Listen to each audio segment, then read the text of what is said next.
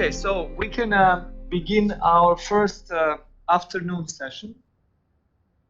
I have a particular pleasure and honor to chair this session. First of all, we have here my oldest constitutional law friend, if I can formulate it in that way. A constitutional scholar whom I've known for over 2 decades. So we know each other since the very, very first days we started our academic careers in this field, Zoran Oklopčić. And we have also my most recent, youngest constitutional law friend, my dear former student and now teaching assistant at the Law Faculty, University of Belgrade, Aleksandar Cvetković. And we have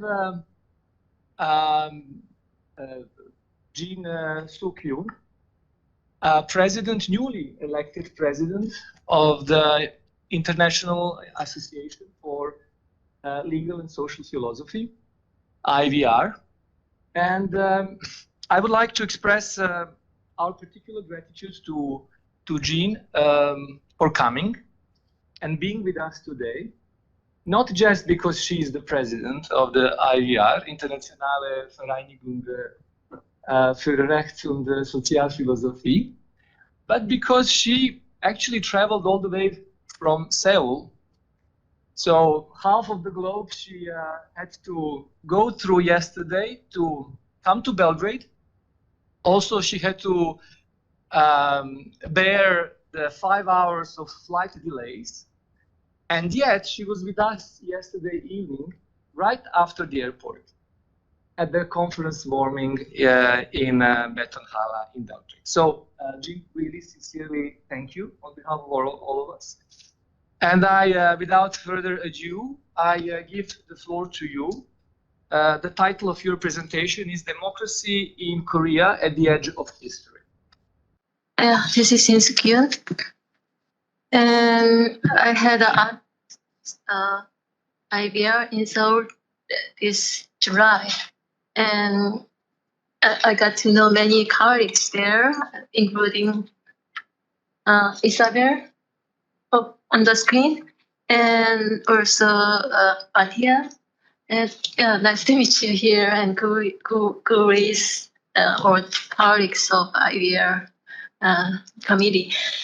And Jasminka, thank you for letting me know about this conference. And today, the title of the presentation is Democracy in Korea at the Edge of History. And here is the subtitle, Looking Back, Max Weber. I was interested in Max Weber from the beginning of my profession at academia. A little bit louder. Okay, so I tried to find a group implications of Weber theory that can be found in Korean legal and political realities. And I would like to introduce Korean constitution and Korean political realities and introduce the Max Weber's theory on democracy and politics, and would like to find the common characteristics of Max Weber, about Max Weber and Korean legal or social scholars. Yes. You can see the abstract also, as well as PPT. The content of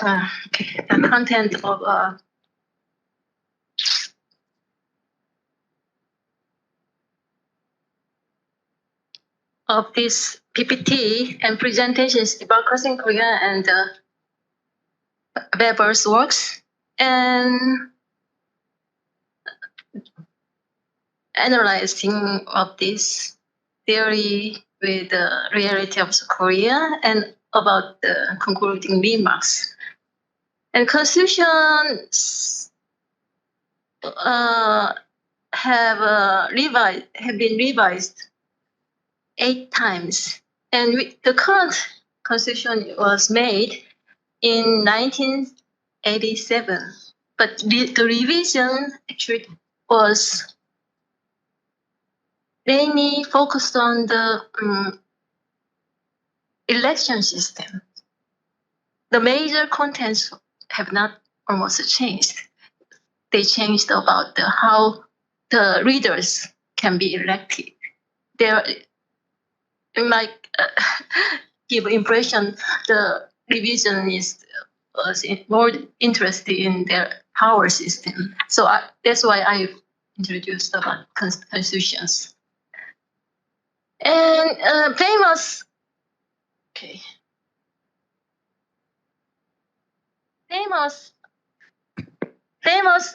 democracy researcher is in Korea is Jo Han-jae. He emphasized the power of press in Korea, and also another famous scholar about democracy is Jang Jip-chae. He said about Korean democracy and describes like Korean democracy as Koreans' centralization as super centralization, geographic centralization and overlapping elite structure, and combined to enhance the degree of centralization. The method of mitigating the concentration of mass must first start by separating the two bones.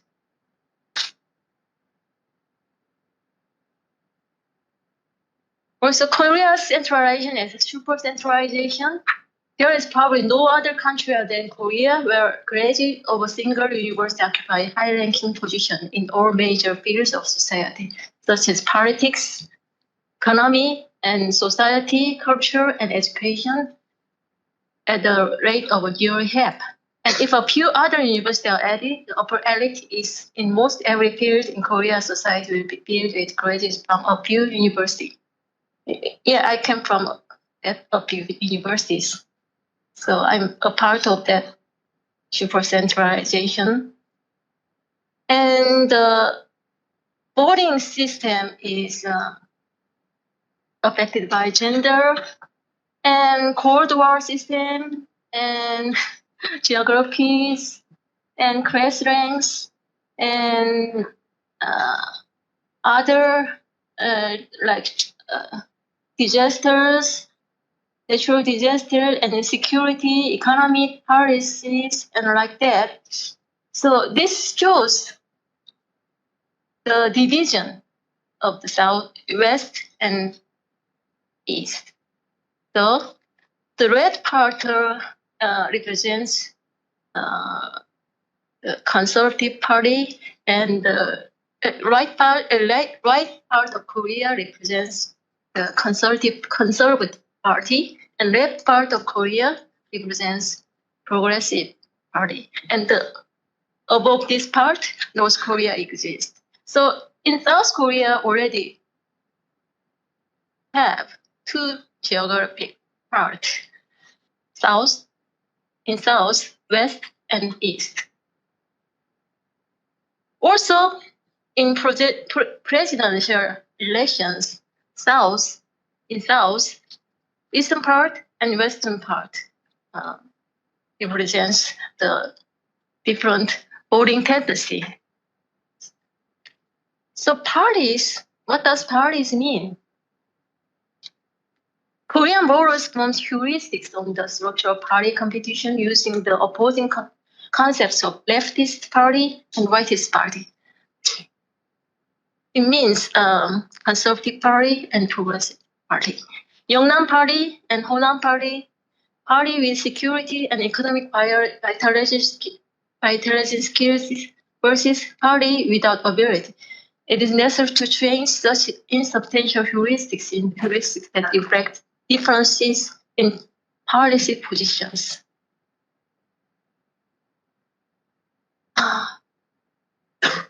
So parties in Korea, it is necessary to change the insubstantial heuristic into heuristics that reflect differences in policy positions.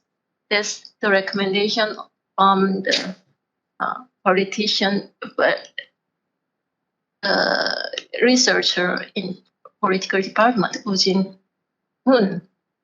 So the cost of collecting information to identify differences in the position between parties is reduced. When political party engage in a party's confrontations, voters from heuristics based on difference in party's positions and can vote for a party that takes a more advantageous parties through party heuristics without collecting expensive political information. In this case, the ability to vote to effectively judge elections will increase, and the ability to successfully judge elections will motivate politicians to basically fulfill their role as agents. So I looked into the Weber's theory. Weber found something interesting in church and sect in America. Anyone who, in the manner beloved of our romantics, imagines democracy to be best of humanity ground down to atoms is profoundly mistaken, at least as far as American democracy is concerned. It is bureaucratic rationalism, not democracy, which leads to this thoroughgoing atomization, and it cannot be removed by the imposition of order from the above in the manner so often favored. Genuine American society, and we are taking here about the middle and lower strata of the population, has never simply been such a heap of sand. Neither has it ever been an edifice where anyone who comes along could expect to find open doors. So it means Americans' democracy are rooted in church and sects. So they have political groups coming from church and each sect. It's very interesting to see how religion works in American democracy and politics. So American democracy is voluntary organizations. More especially, Weber documents the mode in which American business enterprises and voluntary organizations of American democracy have at least some of their roots in the sectarian culture of Baptists, Quakers, Pietists, Methodists, and other religious denominations. Weber points out that although Europeanization and its accompanying secular attitudes are having a grown influence on American life, church affiliation remains strong in 20th century. So analysis of Weber's view on democracy shows American democracy is the beneficiary of a movement that puts obedience to God ahead of obedience to the state. Bring the individual of deference to traditional office, encouraging personal dynamism and initiative. Consider first Protestant ethics, cultural resonance. Weber's essay deals with some of the most intriguing, pressing issues of modern times: the nature of capitalism, the character of religion, the future of humanity encased in the share as hard as spheres. Moreover, Winterfloss and others have argued Weber's enthusiasm for Puritans and British and American democracy was particularly concurrent with and flattering to the self-image of Anglophone countries. His analysis helped reinforce the American Orthodox understanding of an inherent connection between Protestantism and liberal democracy. And he also noted about modern lawyer and modern democracy. Modern lawyer and modern democracy have belonged together ever since, and lawyers in our sense, as an independent stand, have already existed in the Occident since the Middle Ages, when they emerged from the advocate of the communist Germanic process under the influence of process rationalization developed. So he valued the characteristic of lawyers and rationalism in the politics. And he also mentioned about modern demagogy and press. The demagogue has been type of leading politician in the old age since the constitutional state and completely since democracy. The unpleasant aftertaste of the world must not forget that it was not Creon but Pericles who was the first to bear his name. Officeries were entrusted with the only electoral office in contrast to the large-filled offices of ancient democracy, that of the senior strategist. He headed the sovereign ecclesia of the demos of the Athens. Modern demagogy also makes use of speech in a quantitatively tremendous amount, even if you consider the election speeches that modern candidate has to deliver. So political publicist, and especially the journalist, is the most important representative of the genre today. Party system organization and modern party officials. The role of notorious circles and parliamentaries, the most modern forms of party organizations. Democracy. In democracy, the party system plays a lot. And he noted the importance of leadership. And leadership should have some characteristics: profession, responsibility, and ethics. Effective leadership. So I mentioned about the future of democracy. Even though there are many problems about the democracy, we can mention about many negative aspects of democracy besides the positive aspects of democracy. Weber knew the negative aspect of democracy, I think, and the rule of law and democracy can and should be combined. They cooperate with each other. And the government in the world today openly reflects the rule of law. Hire many government leaders pay public homage to it. And this is more rhetoric than reality. It is fundamental significance for the reason articulated by Thompson. Rule of law tradition has been centuries in the making. Throughout the history, indispensable element of it was the government official and populace accepted and came to take for granted the value and property of the rule of law. And yes, still rule of law should be emphasized, even though it might be overlooked. Okay. There are more besides the PT. So I found that Weber does not fully trust democracy. Instead, he emphasized the positive aspect of leadership of the parliamentary system. So I think this point of view of Weber can suggest some notes in Korean political researchers, because the Korean researchers said, scholars said, Korean democracy is primarily not guided by the certain ideas of politics itself. They are guided by some tendencies, which is geographic tendencies and other tendencies.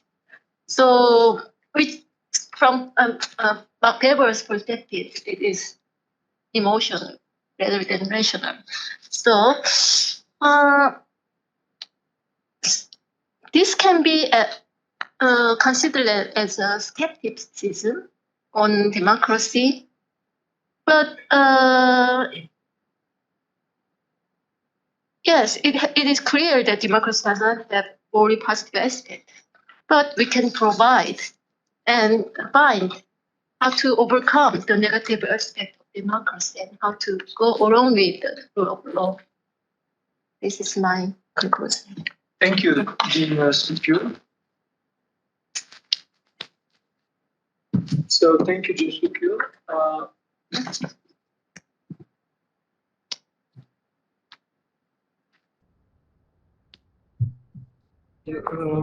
You want to exchange your places? Or? I'm fine. You're fine. Okay. I'm fine. So now I have the pleasure of giving the floor to Zoran Oklopčić. Yeah. The title of his presentation is Some Inconvenient Thoughts on the Crisis of Liberal Democracy and its Scholarly Reproduction and/or Production. Thank you, Tasa. It's truly a delight to be here with you again. And first off, I simply have to say that the title that you just read is putting it politely.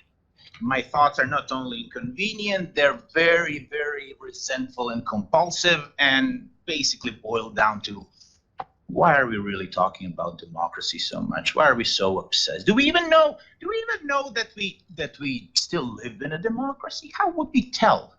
Let's say, think about the following counterfactual scenario. You're walking, you're not in 2024, you are in 24 BC, and you're walking along Forum Romanum with your friend Tanasije, lictor or praetor or a fellow senator, and we are discussing the latest developments in the politics of our republic, and we're a bit concerned because Augustus Gaius Octavian has seemed to have accumulated all these functions after he prevailed in civil war. We're really happy that the civil strife is over. We're worried about that, but probably, I bet you that none of us, neither Tanasije or I, that it wouldn't occur to us, oh crap, this is no longer a republic, this is a principate, right? Only a historian from a distant future would be able to say that, correct me if I'm wrong, in the year 31 BC,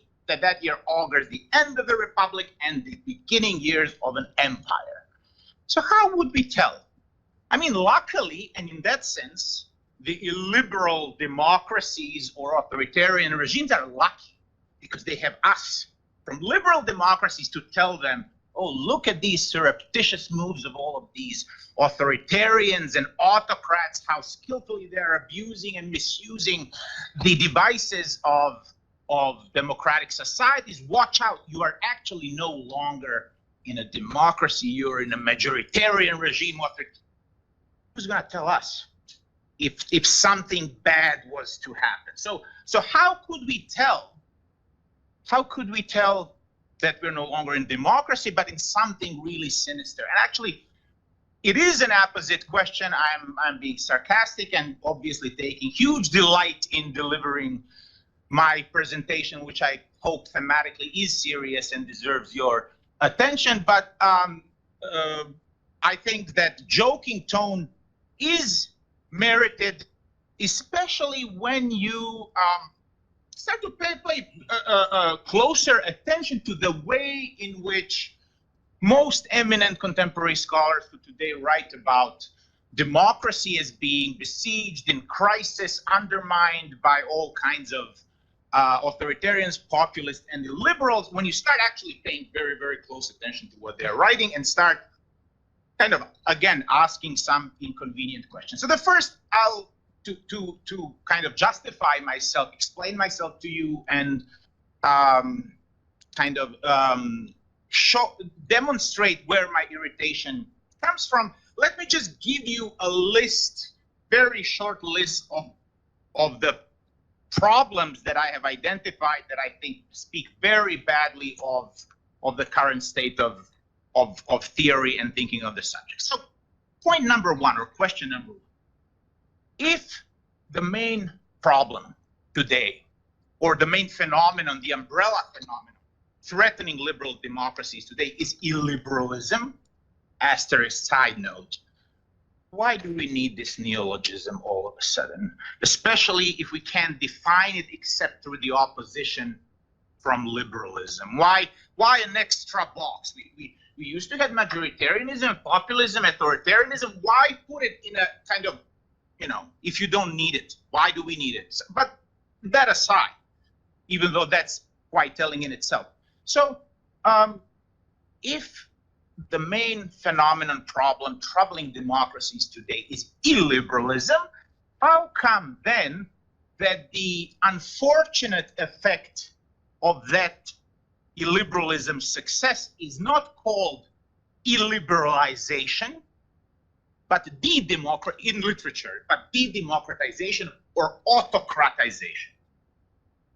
So at the level of symptoms, there is a remarkable nonchalance about the use of terms and terminology, this kind of carelessness, and I'm definitely not the first one to notice this. Philippe Schmitter has spelt a lot of bile critiquing this. So I'll leave this aside for the time being and move on to point number 2. Point number 2 concerns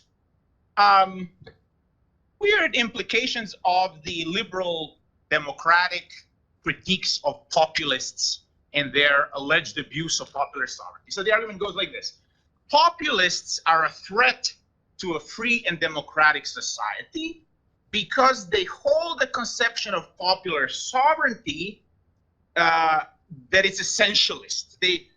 Idiots. They really think that the people exists as a unified body. They think that people has sovereignty, and because of that, they feel entitled to rile against the elites. So what they should realize, they are misled by sinister demagogues. They should realize that popular sovereignty is a fiction. So a couple of, again, very interesting, curious points to note. Number one, if you really think that popular sovereignty is so easily weaponized by these irresponsible populists, why don't you make an argument to get rid of popular sovereignty altogether, especially when most of these scholars would talk about the crisis of democracy, when you see their desiderata and criteria of democratic legitimacy, popular sovereignty doesn't really play into that. So if we don't really need it, well, if kids have the access to the cabinet with revolvers and guns, then the argument is not to teach the kids how to think about those guns, but to remove it from their reach. So why hang on to the fictional account of popular sovereignty? Oh, and by the way, how come? Why would we believe that populists create a threat to civil and vibrant civil society? We have every reason to wonder that maybe if we should think about popular sovereignty as fictional, how come that civil society is not a fiction too? So something strange is going on, and that's a broader conceptual point. I think Rancière calls it the distribution of sensible. We could call it the distribution of factive and fictive. So our outrage, our anxieties, our worries, our animosities at a certain level are engineered through, in part, the decisions or our internalized assumptions of what is to count as a fact, social fact, and what is fiction. Civil society is a mental construct. Go and open a book, I don't know, C.J. Friedrich's Constitutional Government and Democracy. There's no civil society. People didn't talk about it 50 years ago. And over the last 200 years, it has kind of changed places with community. Sometimes society was a good thing, sometimes it was a bad thing. Construct. So much, how come that we are putting so much, allowing ourselves to get so invested on the basis of what are obviously contestable contingent choices by those who hold the eminent positions in the social reproduction of politically salient ideas. Okay, next, point number 3 or 4, even though I think this is worth 5 points at least. So, broader methodological questions. How do these theories know what these populists think? Did they plug them into a lie detector? So this is the standard argument. Populists are dangerous because of the conception of popular sovereignty they hold. It induces them to adopt a Manichaean vision of politics. They don't understand that it's bargaining and give and take and pluralism. They're so single-minded and foolish and arrogant that that's completely past them. They think about politics as a Manichaean struggle between good people and the wicked elite.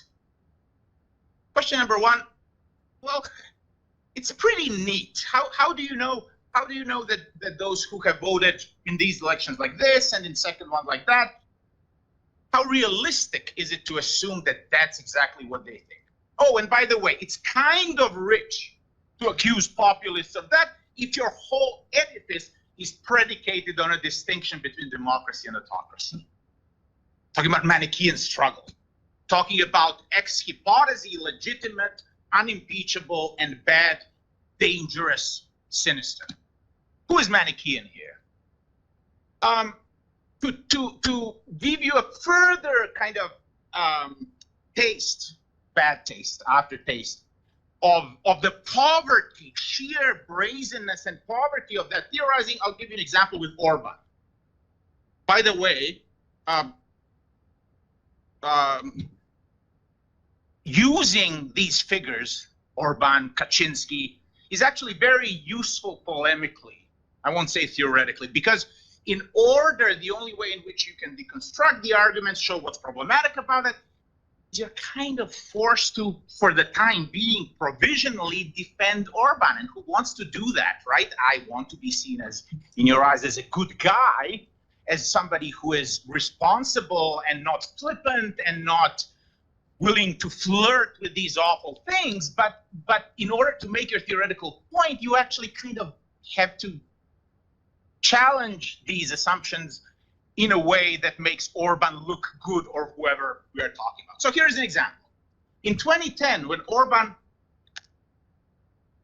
won this colossal election, he said, what we have witnessed today is a revolution at the polling stations.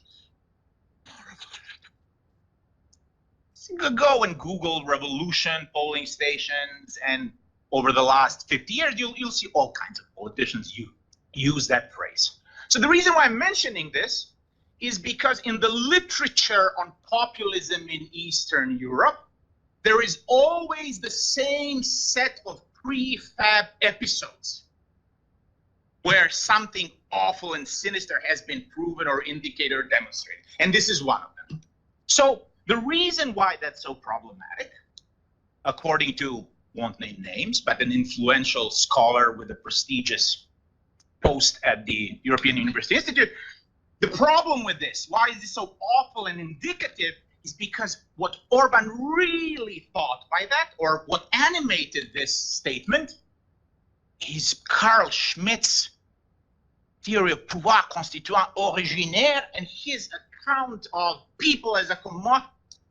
What, Orban and these operators have time to read Carl Schmitt and kind of, how realistic is that really? And kind of tailor their rhetoric so that it could conform to the theoretical schematisms of professors that don't like them? Well, maybe there is. Okay, there is a chance that that's actually the case. You be the judge. How realistic is that?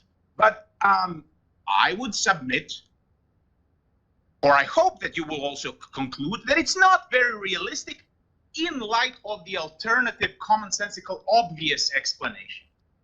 What Orban must have meant by this is that the size of the electoral majority gives him what is in the theory of liberal parliamentarism and contemporary parliamentarism today known as the mandate to govern. So mandate to govern is not necessarily a category of constitutional thought.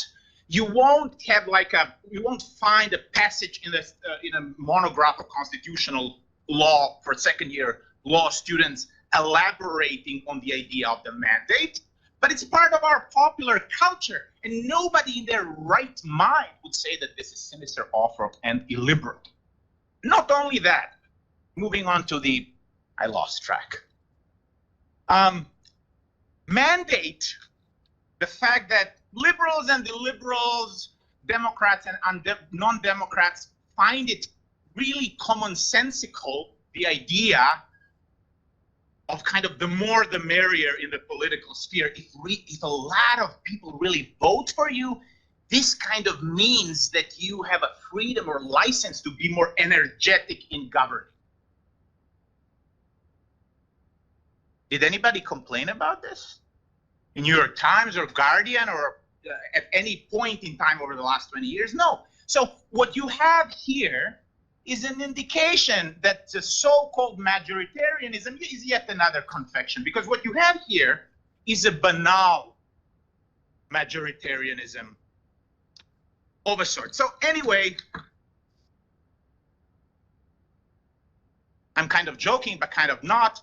Sometimes I think when I reflect on the sheer obviousness of these argumentative moves, that maybe the format for this is a stand-up comedy or a Netflix special, not a monograph or an article. But this and many others example, I swear to you, I could talk about this all night long, simply indicating and pointing to you really lame and nonchalant ways of arguing, which kind of makes you want, leads you to several conclusions. Number one, the problem with the concept of democracy is not that it's essentially contested. So this what I just showed you doesn't stem from the essential contestability. If anything, it should show you the lameness of the concept of the essentially contested concept. So it could be that democracy as a concept is essentially contested, but it could also be that the concept of the essentially contested concept is polemical, as Carl Schmitt would use it. And by the way, again, if you read carefully, you'll find plenty of evidence for that. So here is how it goes. Kasmuda is a champion in this. Oh yes, there are so many different conceptions of democracy. Democracy is a really essentially contested concept. So if people really believe that, then this should affect their tone and posture down the line as they're developing their argument. What happens is completely opposite. Oh, democracy is essentially a contested concept. But anyway, moving on, let me tell you that democracy is in trouble, that it's high time that we unite about it. Do you really mean what you say? Or invoking the essential contestability is in Bourdieusian terms a way to kind of gather some symbolical capital and goodwill along the line. So I'm a thoughtful guy here. I throw you a bone. You know that. Now let me do my thing. Second thing, what I think these, oh my God,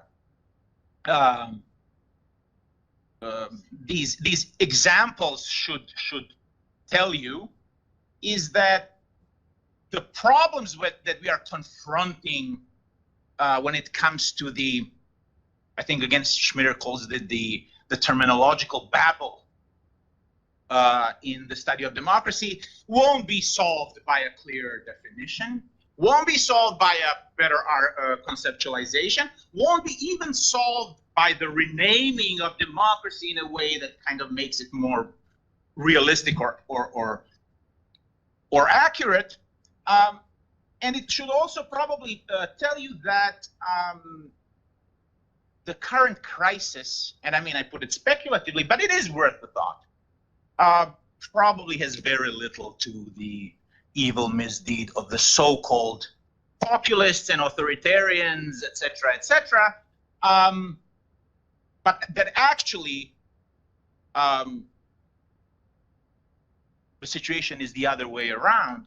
Our notion of democracy as being troubled and besieged and in crisis, fragile flower, that's the word, fragile flower, is confected through the articulation of these bugbears And now I wish I had my presentation, because I have a wonderful illustration maybe at the end I could show you.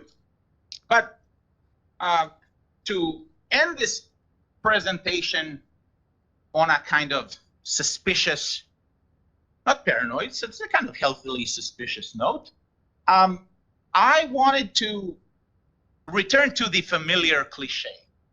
Because one of the reasons why we are willing to tolerate such blatantly nonchalant, dismissive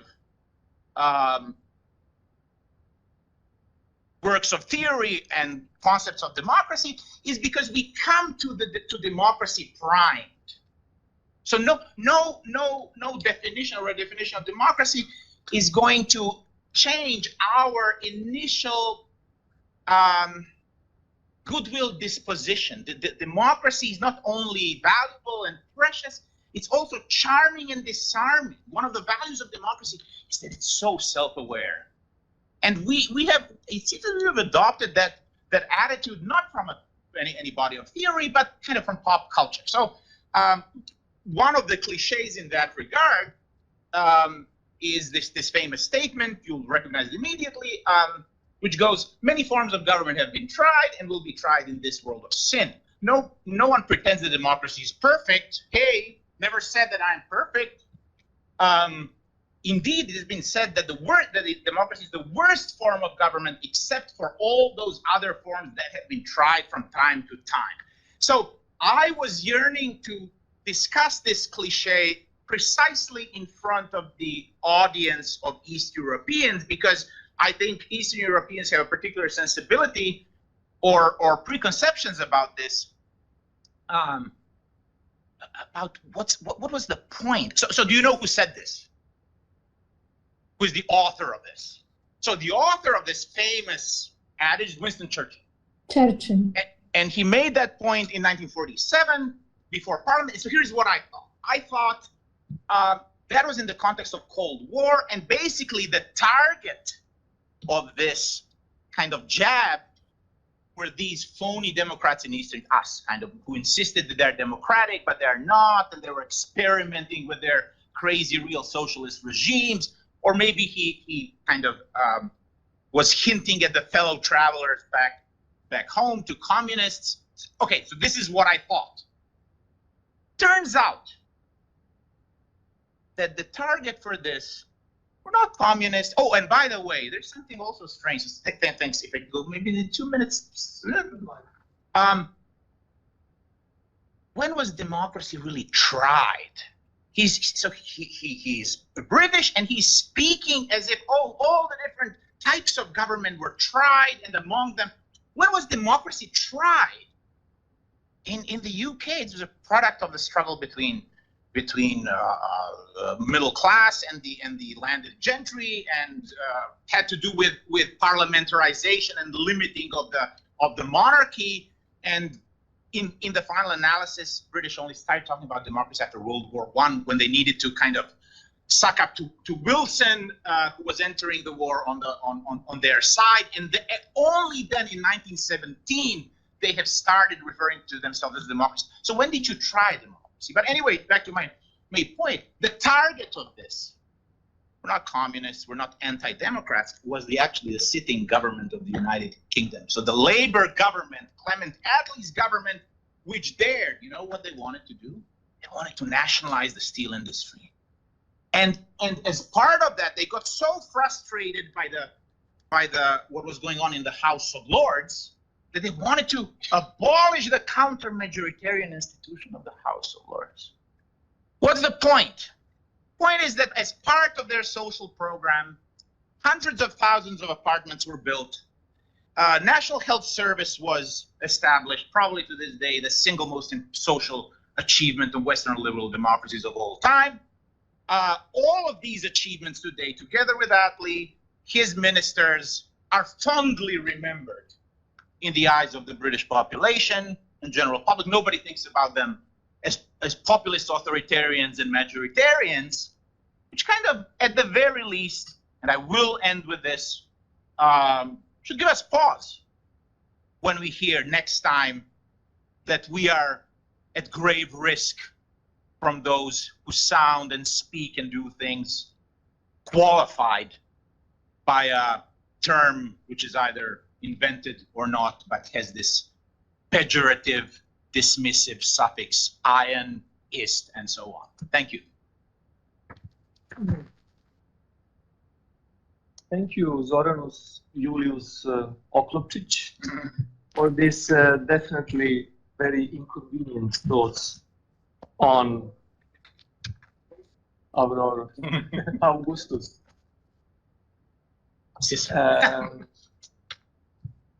And now we pass the floor to Aleksandar Cvetković, who will have a presentation on the topic of We the People Who Are Sovereign, Challenges to the Classic Concept of Constituent Power.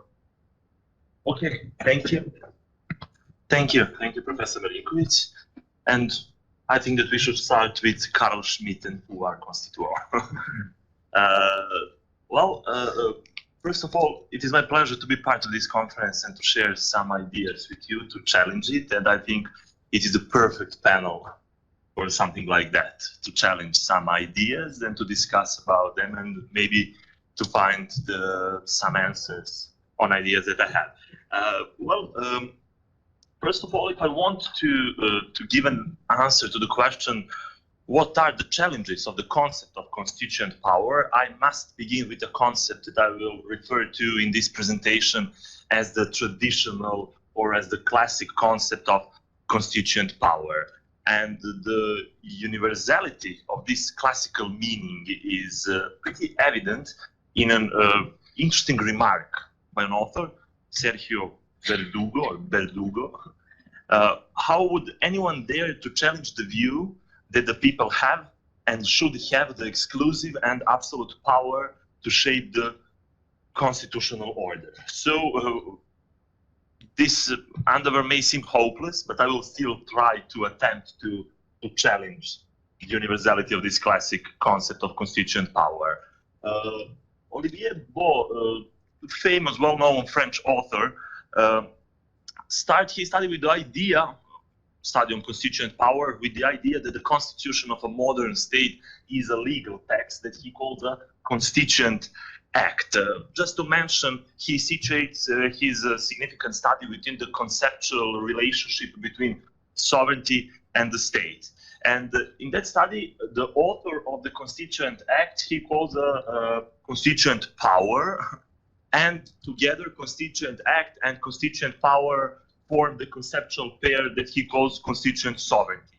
And for Beau, constituent sovereignty means that in modern states, the sovereign is the one who creates the constitution, and in democracies, that is the people. So he immediately distinguishes the constituent sovereignty and sovereignty of the state, because for him, the state sovereignty represents the monopolization of positive law, and constituent sovereignty refers to the process or to the making of the constitution. And that means that he logically separates state and the constitutions, and he thinks, or he sees as the main consequence of this separation the idea that actually that the state is a logical foundation of the constitution. And the fundamental position of this author is that constituent power is actually unlimited. So he tried to challenge the view of the pouvoir constitué. But if we take a closer look at works, for example, of French authors, we will find the same or the similar views. For example, I don't know, Ferré de Malbert, Birdot, Roger Bonnard, they all view constituent power actually as unlimited. And for example, Carl Friedrich, in already mentioned study, said that the constituent power is a de facto power that is unlimited, independent, and unconditional. And why this name dropping? Well, because that maybe have a purpose, because I wanted to show that there is a clear line in theory that views constituent power actually as unlimited. And of course, we need to start with the CAS and with the Schmitt if we want to take, if we want to trace these ideas. And of course, the point is that the constituent power for this theory, it is an important part of the doctrine of popular sovereignty, from which it follows that we, the people, can create actually any constitution we wish without any limitations. So it is a famous sentence of the CAS that the nation exists prior to everything, that it is the origin of everything, and that its will is always legal. It is the law itself. But it is interesting to mention for the further discussion that the next sentence is actually disregarded accidentally, deliberately, I don't know, but that is that the prior to the nation and above the nation there is only natural law. CAS also add that about the procedure, that the manner in which a nation exercises its will does not matter. So the point is that it does exercise it. So that means that any procedure is actually adequate. Schmidt also believed that the people are unlimited in exercising their constituent power. So he said, since the constitution does not establish itself, it is valid because it derives from constitution-making capacity, and it is established by the will of the constitution-making power. So that power, for Schmidt, is a political will whose power or authority is capable of making the concrete, the comprehensive decision over the type and form of its own political existence. And why I had the need to explain all of this in detail, because today we are faced with one paradox. Well, on one hand, it is difficult to expect that a concept that is designed to meet the needs of some other time and to fit within the framework, if you want, of the nation state can survive today in a globalized world. And indeed, in many cases, the constitution-making body has not been completely free or unlimited. So sometimes these limitations or these impositions were subtle, while at other times the constitution was truly imposed externally, to use that term. So on the other hand, if we look at the recent example from for Latin American countries, we can see where autocratic systems, but I don't know if I can say that now. But it seems that autocratic, yes, that autocratic system seems to be flourishing once again. We will see that the classic concept of constituent power has been consistently applied or maybe misused. So Nicolas Maduro, the president of Venezuela, poll elections, and the citizens were called to vote on nothing less than a power that is, he said, above and beyond every other, adding that it is the superpower. So I will try to through 4 points of this presentation to show maybe what are the actually challenges of this traditional concept. And to start with the most maybe basic one in this presentation, well, that idea that there are some limitations on constituent power is not so new actually. Actually, because it is present for a long time. And some have proposed the idea that there are rights with supra-constitutional statutes that must be respected. And that issue was very relevant in France during the time of the Third Republic. And for example, Maurice Soriot argued that every system contains its own unquestionable principles. And he saw that principles in the prohibition of changing the republican form of government. And that was written in the Constitution of the Third Republic. It was amended. But also, he thought that the Declaration of the Rights of Man and the Citizens, which at that time had only historical rather than formal significance, also has a supra-constitutional status. And also the ideas of a natural law or some kind of supra-constitutional principles also found their place in post-Nazi era. And I found that decision by the Bavarian Constitutional Court from 1950, where it is said that there are fundamental constitutional principles which are of such an elementary nature and so much the expression of a law that precedes the Constitution that the maker of the Constitution himself is bound by them. So other constitutional norms can be void because they conflict with them. So the point, actually, this point aims to show that the ideas of certain limitations on constituent power are not new, and that they have found actually their expression in certain constitutions through so-called, for example, eternity clauses. But I think the next 3 points is much more important or relevant at the present time, at this time. So the second point is something that I call that the sources of legitimacy, but I will try to explain what I meant by that. So what corresponds to that classic concept, which I tried to explain, of the constituent power, is the statement that the source of a constitutional legitimacy lies precisely in the fact that it is created by the people. So the thesis of this concept is that constituent power is unlimited, which simultaneously implies an understanding of constitution making as an act of a democratic constitutionalism. And for example,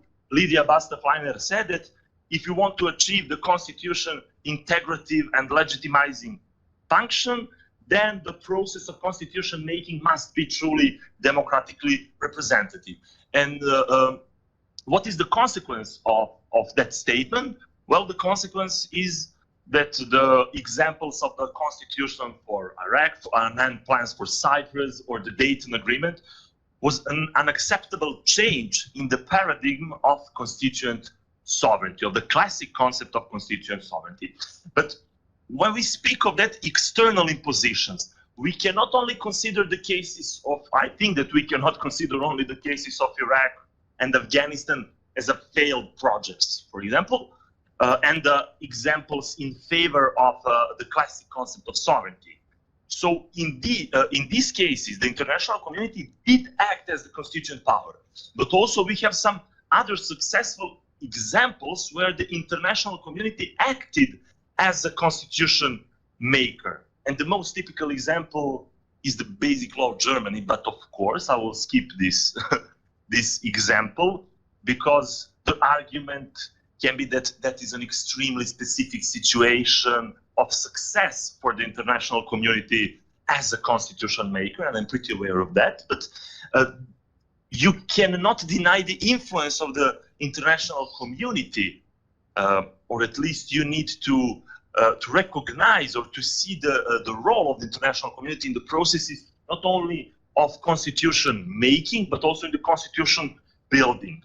And I think that that process can be beneficial in many ways, because the new circumstances of a globalized world place limits on the constitution making in the terms of the accepting a fundamental rights, a human rights. So here the role of that organization can be desirable, you know, because that is a recognition that sovereignty is not a completely omnipotent category, at least in the part that concerns fundamental rights.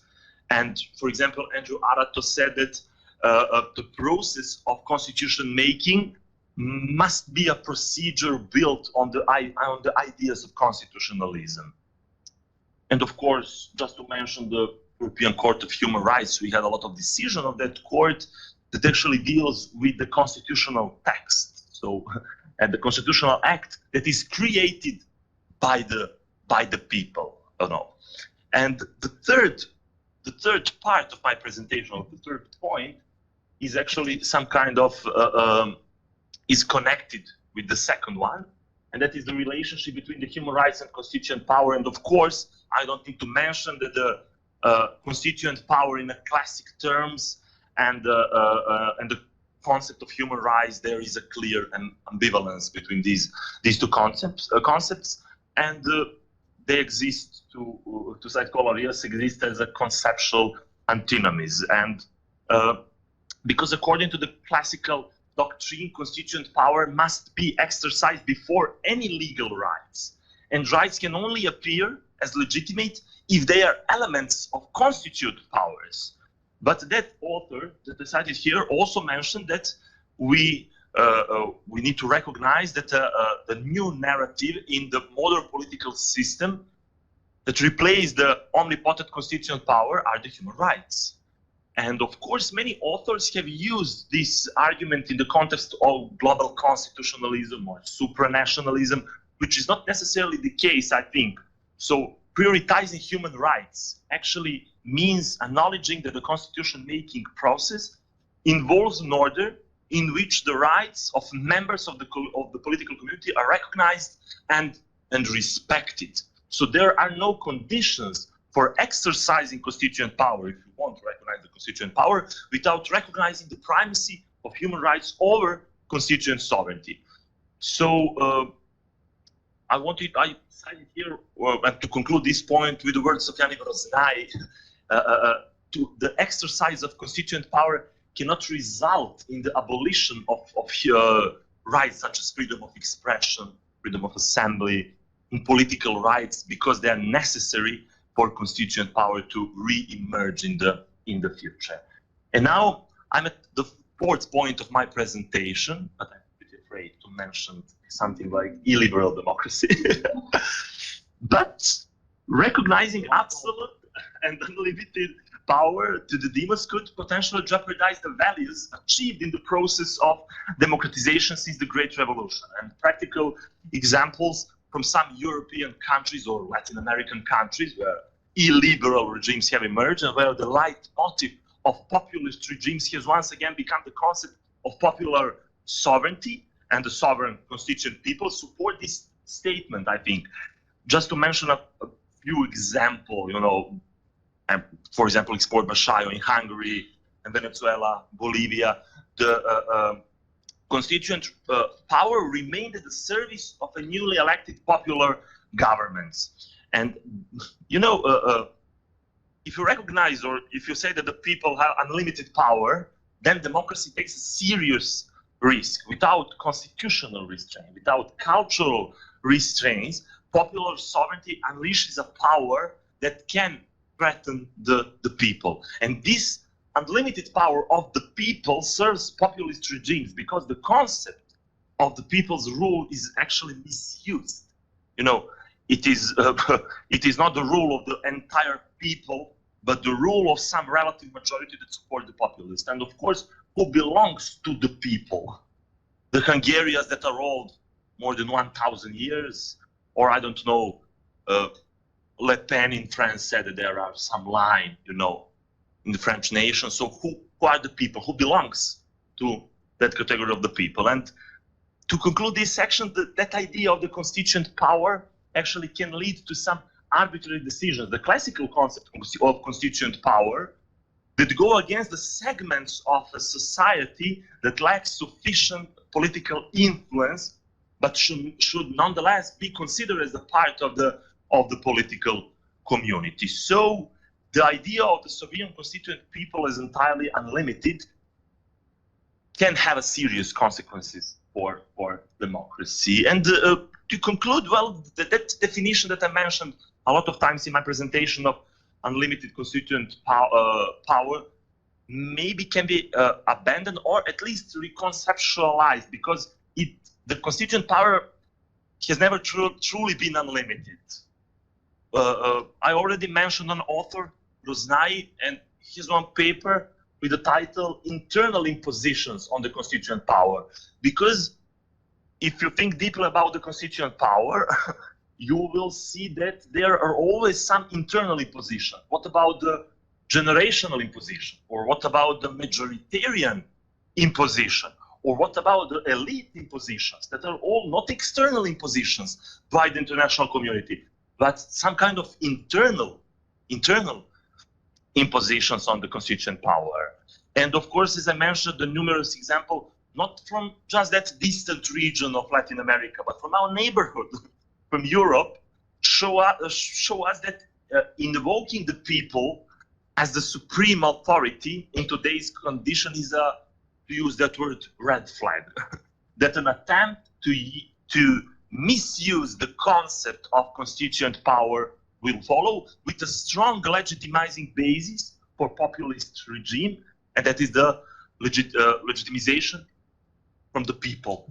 So so you can legitimize your order, your political order. So it must be accepted as a fact that constitution making cannot remain within the borders of the nation state today, and the involvement of the international community sometimes can be desirable, especially when that is motivated by the protection of human rights. And finally, theory of constituent sovereignty, I think, must be reconceptualized in a way that no longer insists on legal unlimitedness. So thank you. Thank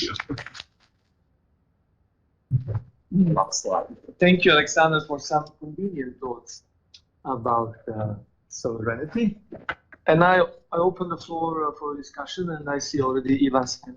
So Ivan, you have the floor. Mr. Cvetković, thank you.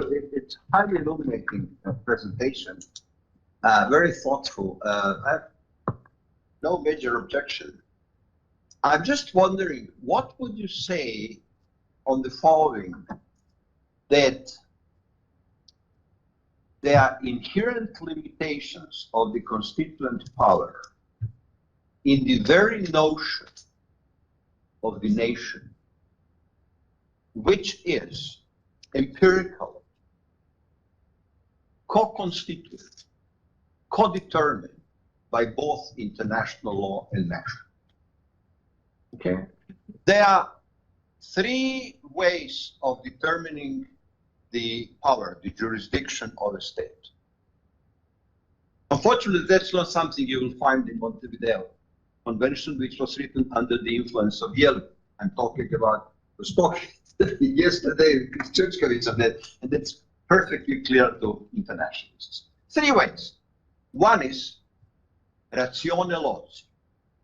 And the jurisdiction of a state, ratione loci, which is sometimes regarded as what characterizes the state, is by definition co-determined by international law and national law.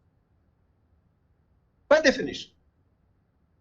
So you cannot say international law is something that can improve on. No, it is here. Secondly, the jurisdiction, ratione persone. There were decent times which could be recognized in the post-war Germany, when the Germans were civilized by the Western Allies, when the Germans would not accept dual citizenship. Was it the principle of international law? People will say, well, no, that was a part of, in French doctrine, it was a part of private international.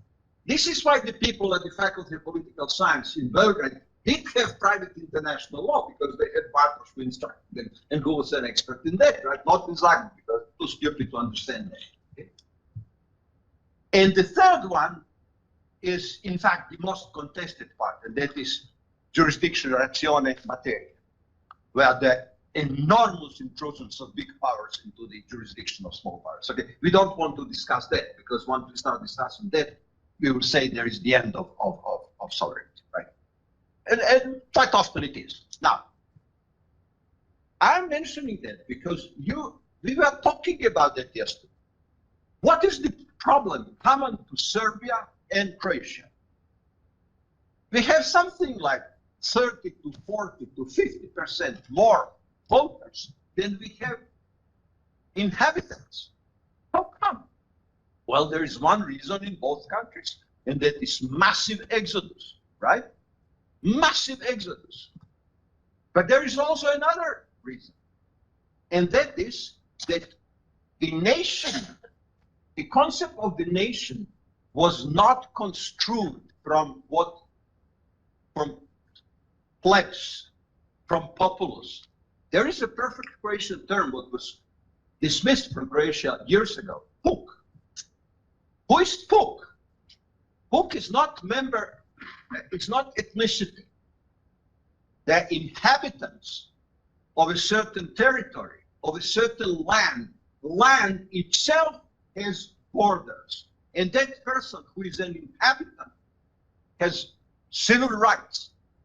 So it is pre-constituted. If you constitute the nation by the respect of the existing public laws, and especially private law, which are now being challenged seriously. Okay, if you disregard that, then you will try to constitute from ethnicity, and then you will get people from Croatia, Croatian Serbs, who have three different nationality citizenship, Croatian, Serbian, and Bosnian. And if they have emigrated to Canada, they will have the fourth one, and so on and so forth. And the same applies to the Croats, and the same applies to the Bosniak, and so on. And then you have a complete mess. So I'm just wondering, why didn't you put that into your as the foundation, right? And when I'm saying that now private law is challenged, I'm just reminded of Musk's case, right? Elon Musk signed the paper in best faith, believing the doctors that the doctors should treat his daughter, right? And they put her into a program of transsexual whatever, right? And his parental rights were limited by the state of California, which has prohibited teachers of the state of California in public school, and I believe in private schools, to disclose to their parents, that their kids have a transient personality. This is my question. What would you say about it? Because I think if you add this, you would have a firm ground for everything else you would say. Thank you, Professor. Do you want me to collect questions or to? Yes, I see that Isabel is also. Thank you so much. I have a question for Professor Jun. I'm happy to see you there, and I enjoy a lot the Congress in Korea, in Seoul, and I thank you again. I read an article some months ago about the Korean development in the last century. In particular, it was an article on the development between the 60s and the 90s. And the author that was Jin-Sook Lee, but I don't know her or he. The thesis was, and I think that it is not so far from Weber. The thesis was that the development in Korea between that dates was due to a combination of a good regulatory design, then laws particularly balanced between, this was the thesis, a particular balance between the economic development and the social development. Then a regulatory design, a good regulatory design, and a good regulatory compliance with rules, more than related to the centralization of the state or the state capacity. You know, it's obviously a good regulatory design depends on the state, but it's more about this combination between the good design of laws and the compliance with these rules. I would like to hear something from you on this point. If you think that this thesis is plausible or not. Thank you very much. I don't know if I explain appropriately. Thank you, Isabel. Are there maybe other questions? Georgi Marković, Konstantinos? Yeah, I think it was Sergey. Maybe one question for Aleksandar. Georgi, you have to turn on the mic.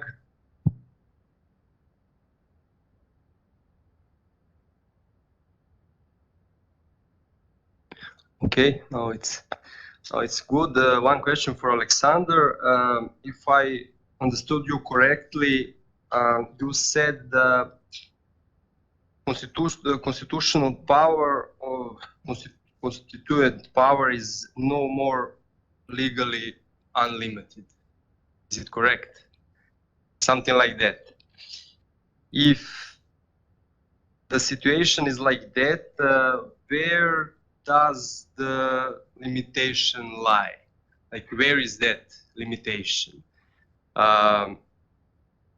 In the other words, is it in that case possible to have unconstitutional constitution?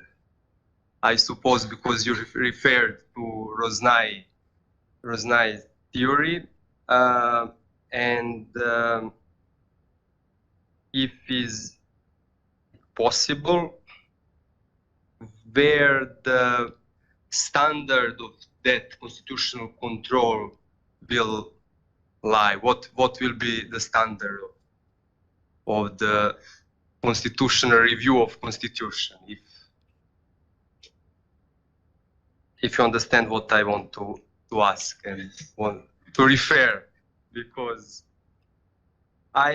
maybe you don't have like the final answer, but maybe it's more like just an idea for rethinking about this concept. Because if you said that there is no more unlimited constituent power, we have to find where the limitation lies. Thank you. Thank you, George. Konstantinos? And then Professor Cvetković, and then Alex.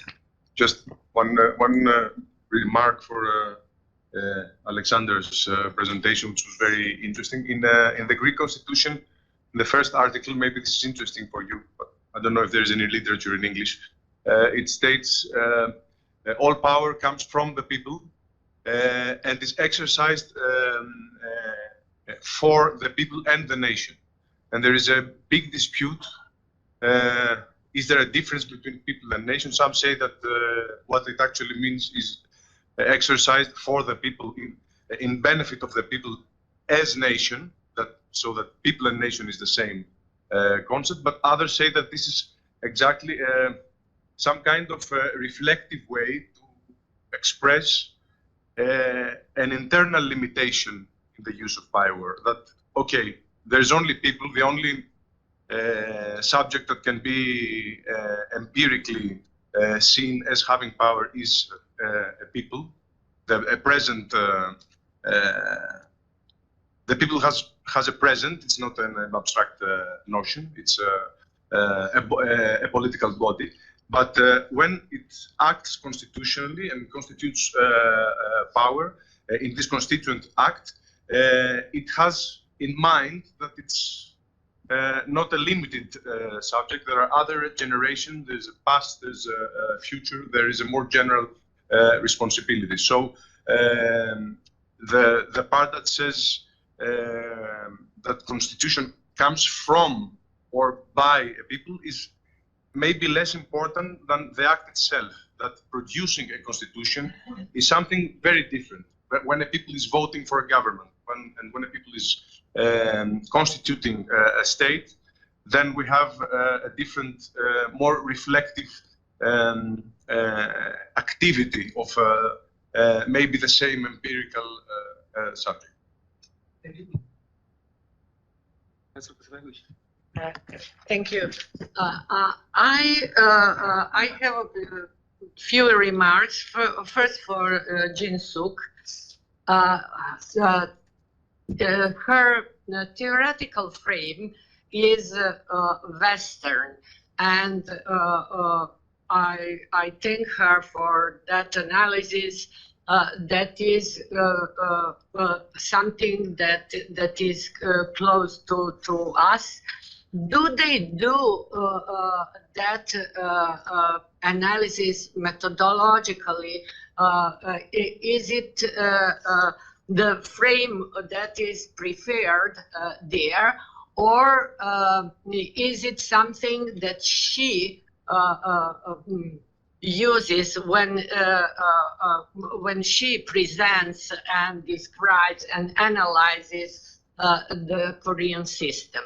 And also, I would like to know, in legal philosophy there in Korea, do they have that the same Western approach to legal philosophy, in teaching legal philosophy, or have also, let's say, all this Asian philosophy and teach that, because we know that there are some Western positions saying there is no something like Asian philosophy and so.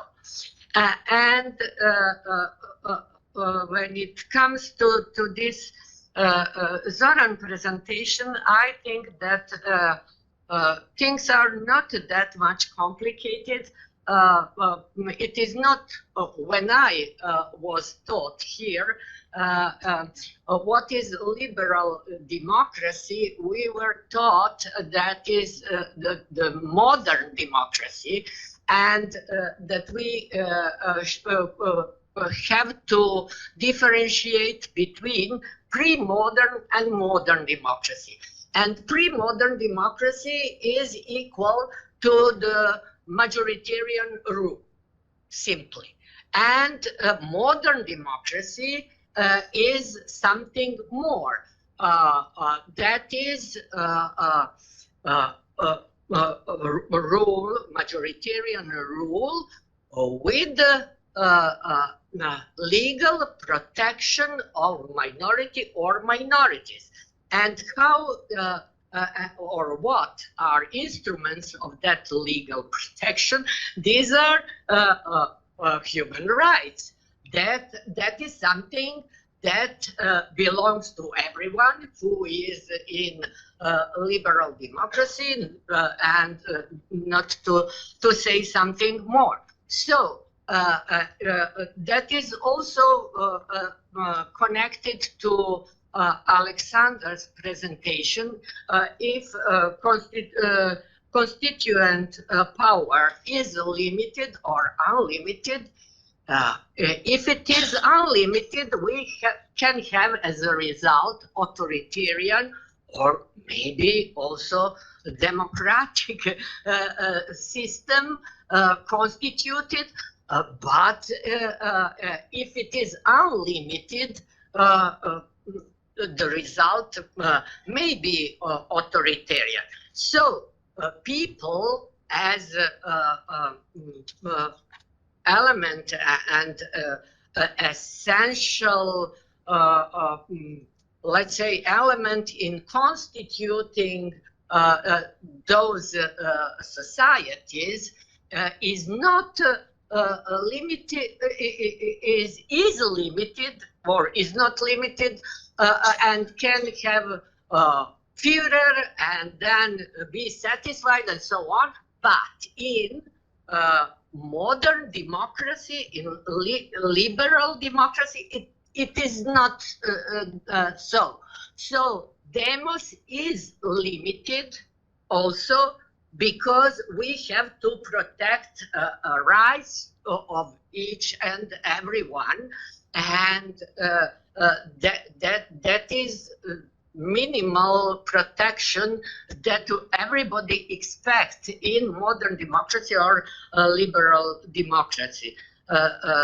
So constitution maker is people, but not unlimited, either in a referendum or in elections or in, let's say, or changing electing laws, as we witnesses here.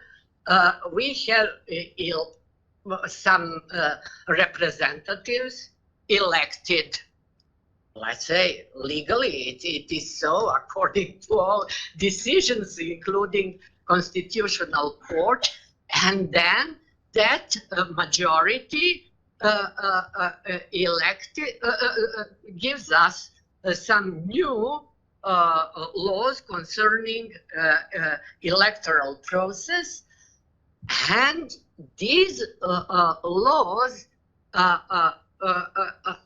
do not respect some human rights, changing the possibility who is citizens, who has domicile, who hasn't domicile, and things like that. And if somebody has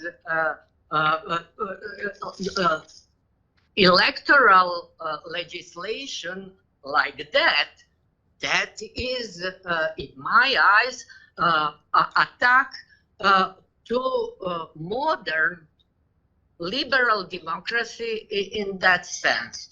So people is to elect representatives, of course, but that is not to say that the elections can be of any kind, that the result of that majority in representative body can be anything, and that should be accepted as a modern constituted democracy. Thank you. Thank you, Professor Hasanbegović. Aleksandar Nikolić. Thank you all for these great presentations. I have one provocative question, of course, for Professor Oklopčić. So on, for example, why not Bosnia-Herzegovinian example, is constitutional democracy democracy? That's it. Okay, no more questions from the floor, but I would like to engage not in a discussion, but just to comment on Zoran's indeed provocative presentation. If I understood you well, or at least let me put it the way I see it, what the others feel as a music, you actually, your sensitive ears, they hear it as actually as a noise. And what I also see as a noise is the fact that we are talking now in the West of the phenomena that are very, very much familiar to us in the East, in the Eastern Europe. So the populism, if you were referring to Jan Werner Miller or to Shayo or I don't know whom else you were quoting in your battle, I think they are trying to, they're seeing, maybe not Shayo of course, but Werner Miller and others, they're seeing something new that they haven't seen before. Simply because the exchange with the Eastern Europe was not, for example, as rich as it is nowadays. What we are definitely witnessing nowadays is a democratic backsliding, which we could have witnessed in Europe in the as of already late 20s and 30s in the interwar period. The only authors who, in my knowledge, studied it and explained it in their time what was going on is Boris Milkin-Gecević, who is definitely not known to many people. He studied all the democracies in the 20s and in the 30s, so he has two books, and he very clearly in constitutional terms and political sciences terms explained what happened in Poland, in Austria, of course, Germany, etc., etc. And we can actually see many of the phenomena taking place nowadays, and Karl Ehrenstein to some extent, but not as systematically as Boris Milkin-Gecević did. So what I do think that is new in terms of, so populism, in other words, that they would see as a big new thing, is something that we have seen it already much, much earlier here. We have seen the backsliding of democracy in the interwar period. God knows if we have ever had democracy to start with no proper elections ever, ever, ever. Let me just limit myself to Serbia and former Yugoslavia. So that is for sure that we can ask ourselves whether there was ever democracy if we see that something terrible new is happening. But if I look at the things globally, what I do see is a very weird transfer of practices. We see a transfer of bad practices from the East to West and from the West to East. For example, we have never had populist attacks on the judiciary. We had different forms of manipulation with the judiciary in the one-party systems. But we didn't have these kind of vehement public attacks on the judiciary that are typical for the American society, but there where the judges are have certain democratic legitimacy within the states. So we have that kind of transfer of bad patterns from the West to the East. And then we have some also bad transfer of the patterns from the east to the west, and that is the attempt to rig the elections. So we have seen this with rigging of referenda. I'm not saying that, and Western authors also do speak of, of the importance of media, of the importance of money in the electoral campaigns. There is nothing new about that. Who has more money, who has more control over media, has better chances to win elections is nothing new. But now that we have, rigging referendum in the Brexit case, attempts to rig the elections in France and in United States in 2016, refusal of Trump to transfer the power, he was impeached for that as well, just impeached, he wasn't condemned. So we are seeing that also some fundamentals when it comes to electoral democracy are put into question in the bastions of democracies, such as United States and UK. There are other examples as well. So I see that there are, I can associate to many of the, as you said, lameness of the concepts of contested, essentially contested democracy.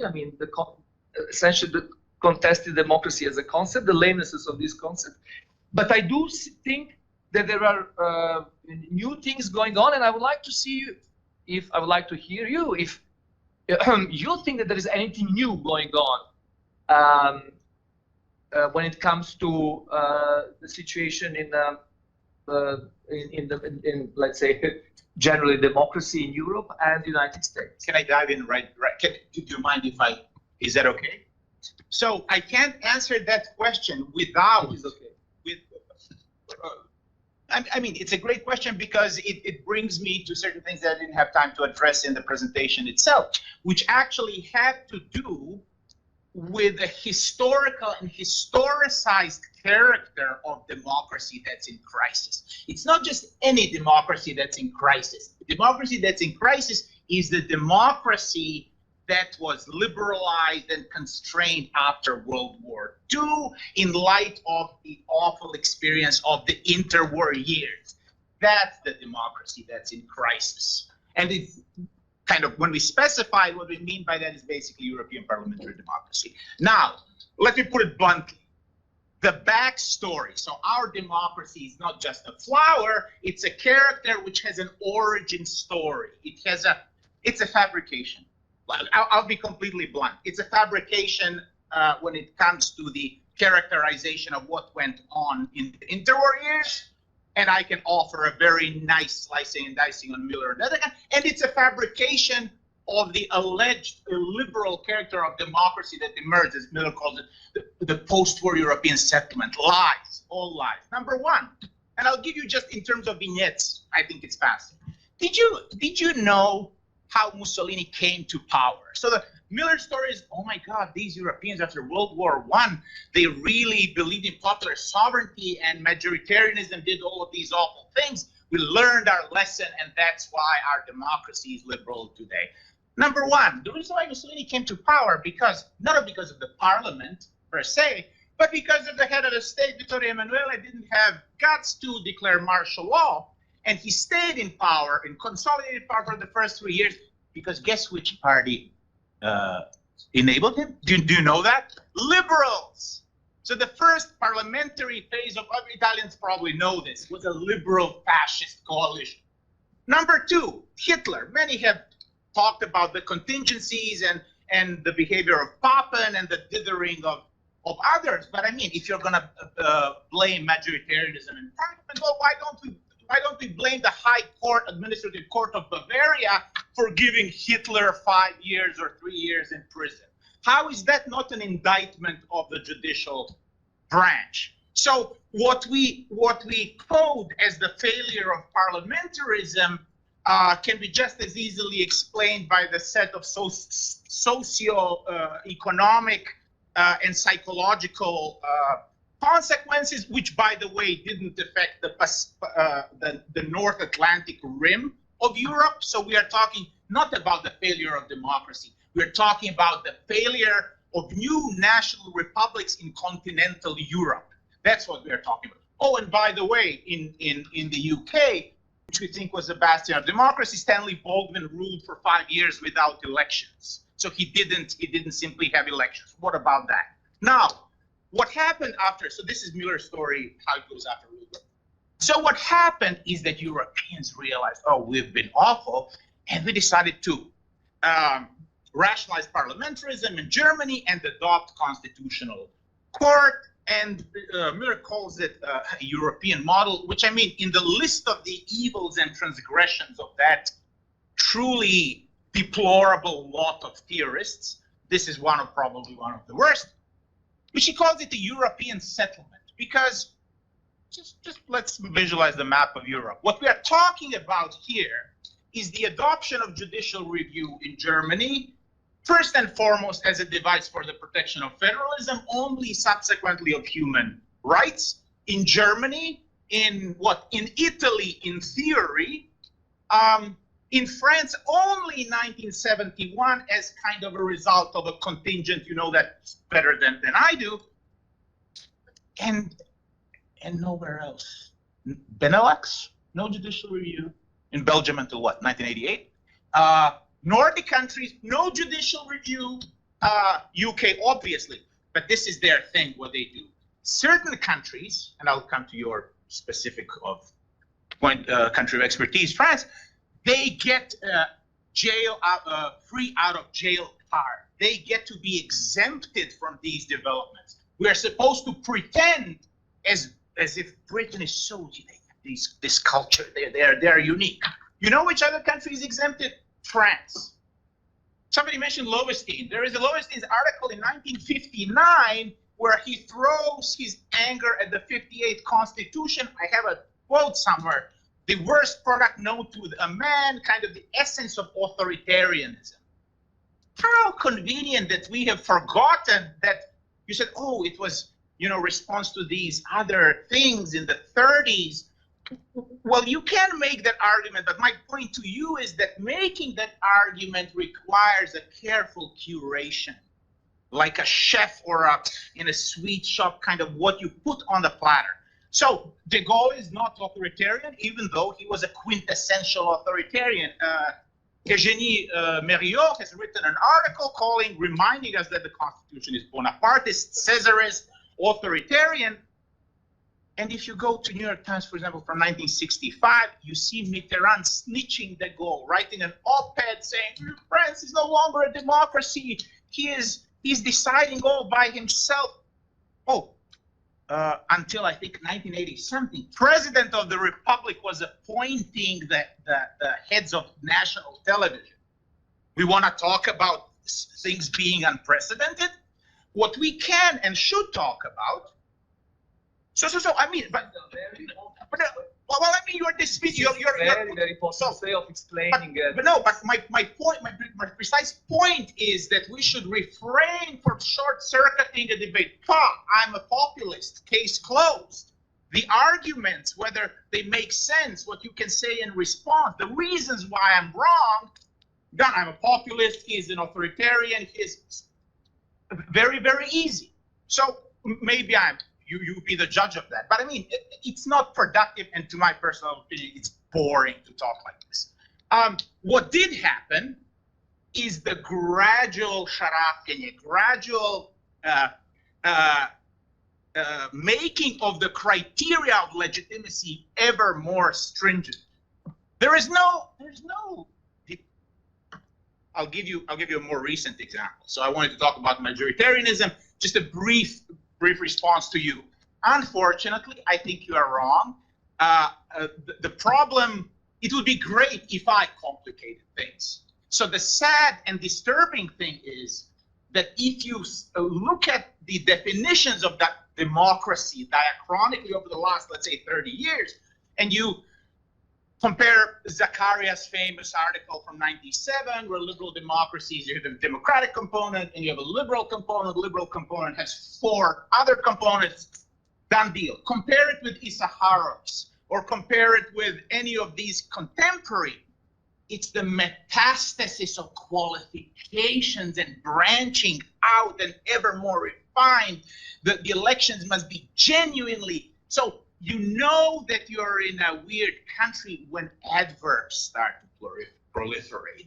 It must be meaningfully and genuinely. So something is becoming very delicate, very sophisticated, objectively or through the efforts of theories such as that. So unfortunately, what we are witnessing, in addition to the stringification of the criteria, which is kind of a parallel process, you make them mushroom all of these criteria, and you have made your democracy much more delicate, much more severe system of government. The problem, and if that makes me populist, I'm happy to be populist, that we don't get to talk about this because we insinuate these criteria through the figure of a populist. We use those figures to fix our conception, or to have our conception of democracy fixed. So many things, but the last thing. So what did you say about judicial? Oh my God, they threatened judges and judicial review. Well, I mean, some countries didn't have judicial review until I don't know when. There was no big deal. Even countries that did, you read Pizarro's article from, I don't know, 1985, they're not opposed to judicial review, but they say in a parliamentary democracy, parliament is the top body. So no talk about constitutional court having this venerated role. For example, Pizarro, and but take our Bible. We have our Bible, which is Dorson's Comparative Constitutional Cases and Materials. It's so authoritative, fat book that I don't know whether you use, but we used to study from in Central European University. I happen to have an edition from 2003. And you know what it says in the segment on judicial independence? You know, so before they have cases, they have that intro section where they introduce this up. So here's what they say. Judicial independence is a very important thing, and in the world today there are three models. Model number one is the American model, which is basically popular control, people elect judges. Model number two is the German model, the civil service model, where the minister, oh, by the way, it's still the same to this day. Somehow we don't talk about this as a deviation from democracy. German model, Minister of Justice appoints judges and is heavily involved. Model number three, who would have said that Italy would have proven to be so? It's odd, like India, Italy. So our notions of liberal democracy, they are kind of curated from all of these different places we don't even think about it. So Italy, third model, High Council of the Judicature, independent body, professional, blah, blah, blah. So without anyone getting a memo over the last 20 years, the third, and it's obvious that Dorson and friends really like the third model, but they would rather die than say the third model is the very essence of liberal democracy. It's 20 years ago. What happened in 20 years? So what happened in 20 years is that Venice Commission and the Council of Europe and others have decided that if you don't adopt the third model, then you have a problem.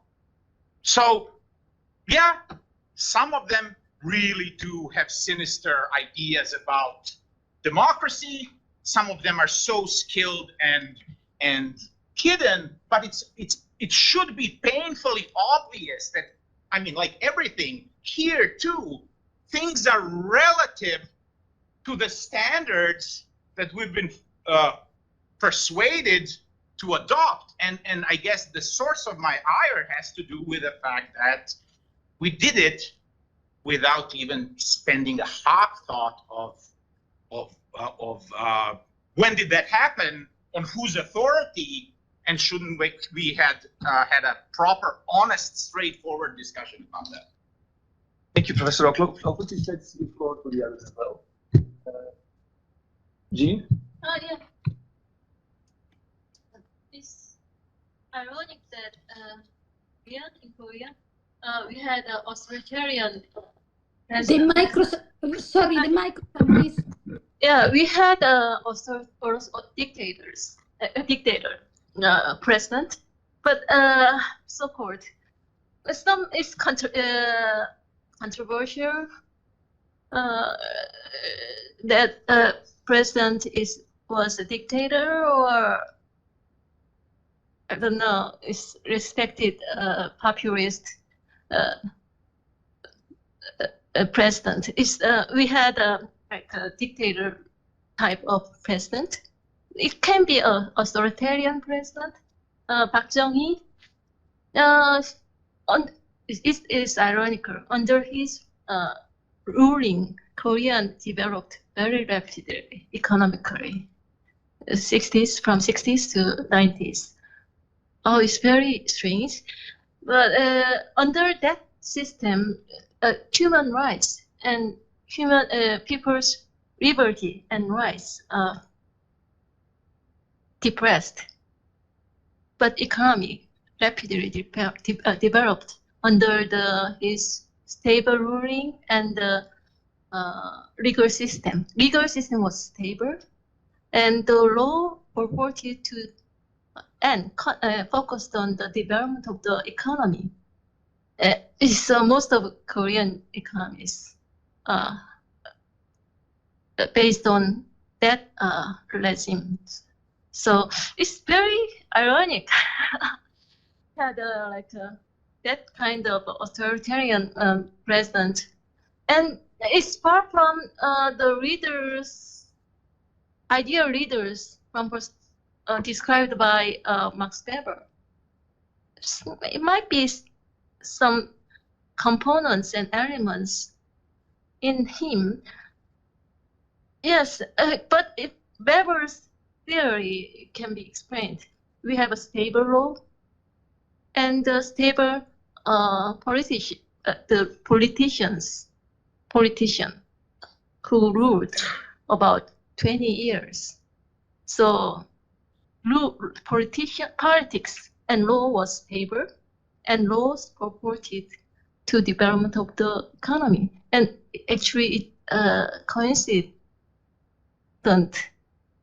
with the theory of Max Weber. And some Korean explains Max Weber's theory with the decades of authoritarian president, Korean president. So it's very ironical to see how democracy can be depressed and how economy can be developed.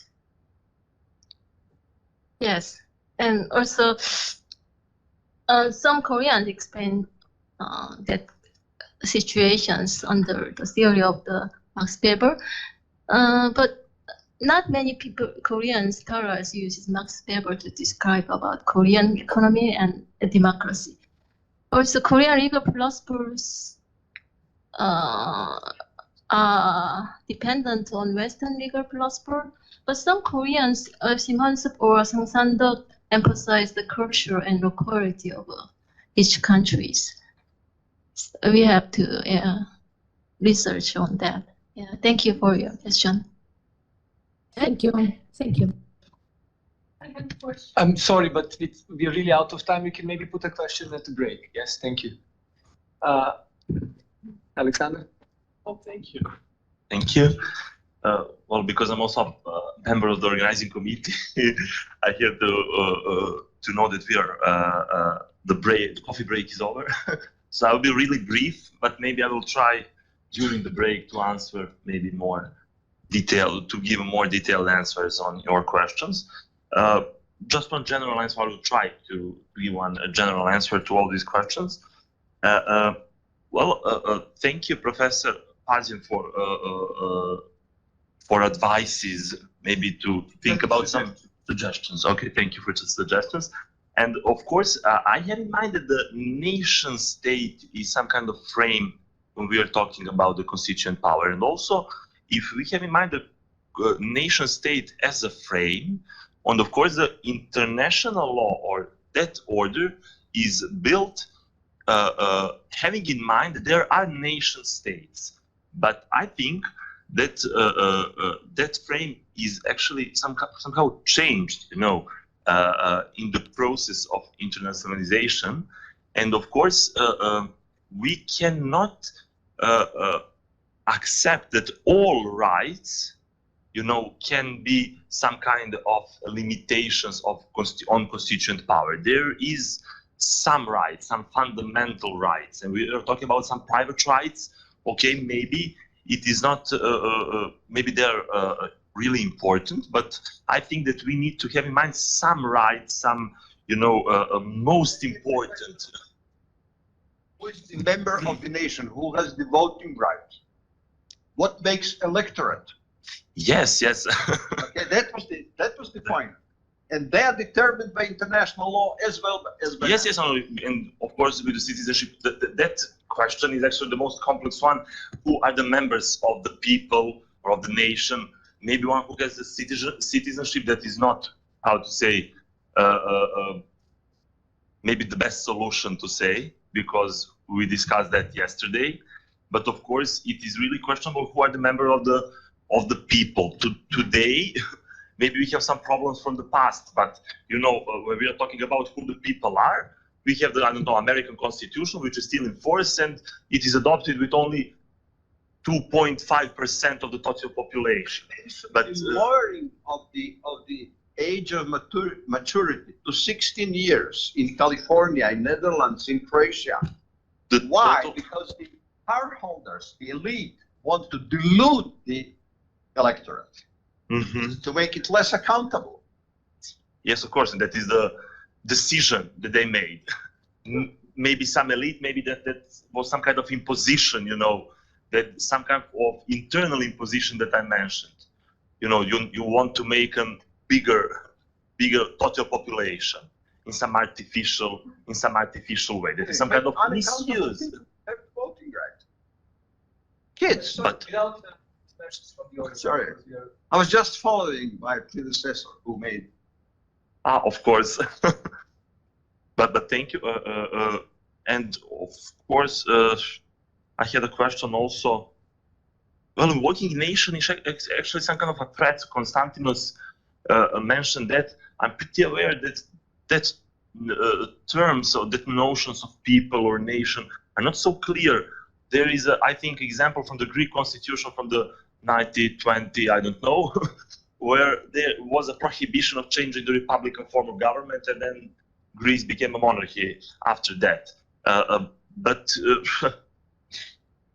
if the idea is that the people have a right to make their own constitution, and there are no limitations, then that is a threat. That is a really threat. Invoking a nation can be a threat. But there is some idea. I'm not pretty sure that I'm familiar with that idea, but I'm thinking now about that. I need to process that. Some idea of so-called weak constitutionalism. I think Paul Rios. Sorry. Yeah.